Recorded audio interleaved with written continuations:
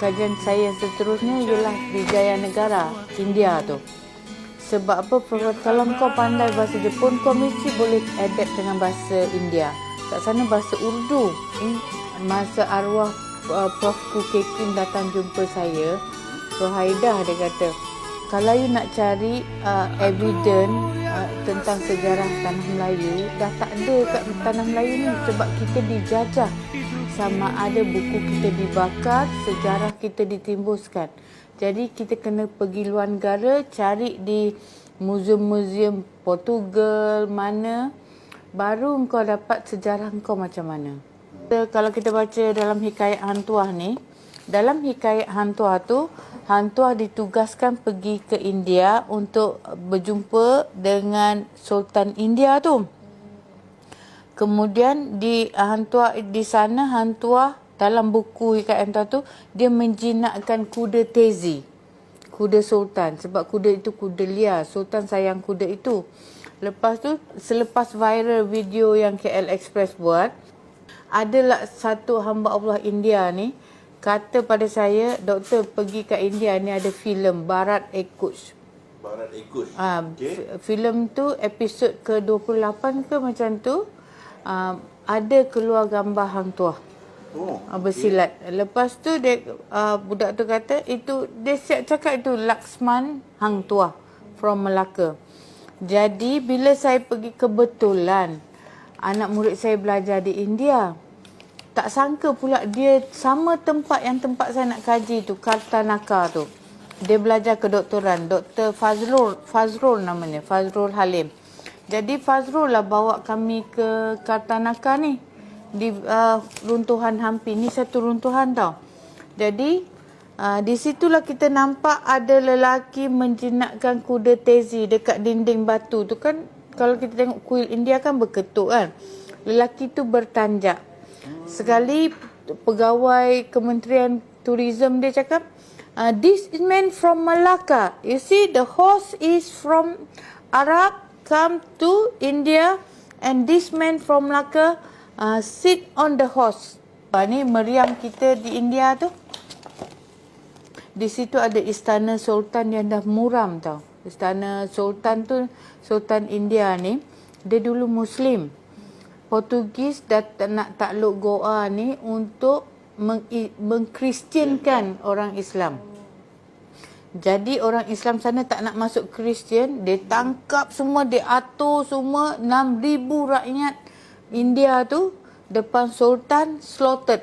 Sembelih orang rakyat depan Sultan. Apa perasaan Sultan masa tu kan?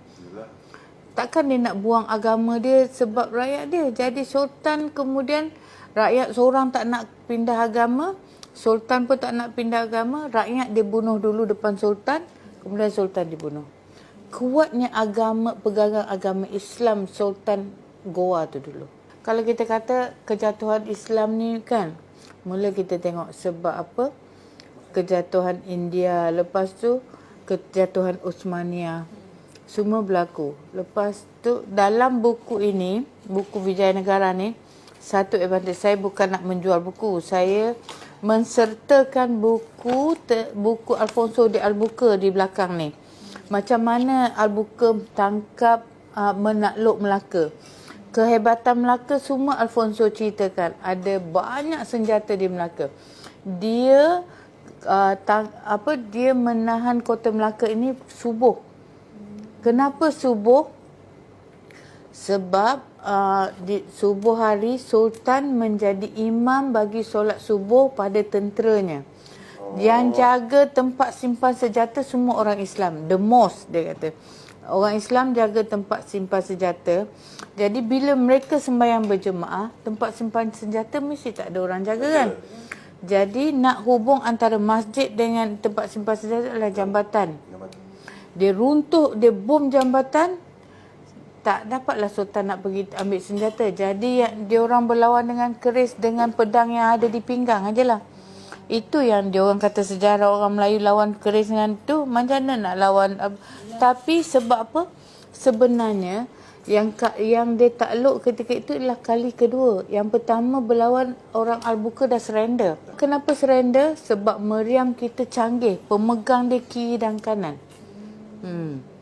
Jadi dia kalah sebab apa? Kita dah lah orang Melayu ni laju kejar dia. Sultan sendiri turun dari istana membantu dengan tentera bergajah. Jadi kita ada gajah lah untuk berlawan masa itu. Jadi bukan calang-calang. Dalam buku Alfonso ni, sepatutnya Alfonso tu tawan Mekah pada tahun tapi sebab pada 1509 Lopez de Esquerra masa dia nak serang Melaka kali pertama itu, dia tewas. Jadi dia ditahan, 19 orang dia ditawan. Lepas tu berutus surat dengan dia Alfonso de Albuquerque lah, dengan dia punya sultan armada tentera dia nak sebarkan agama Kristian. Jadi bila Sultan Mansur Shah tahan dia, Sultan kata sebelum Sultan Mahmud Shah tahan dia kata, kau nak sebarkan agama Kristian, kau masuk Islam dulu.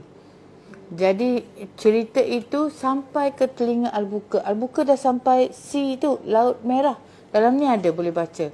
Dia dah sampai Red Sea dah, nak tawan kota Mekah, nak tembak kota Mekah.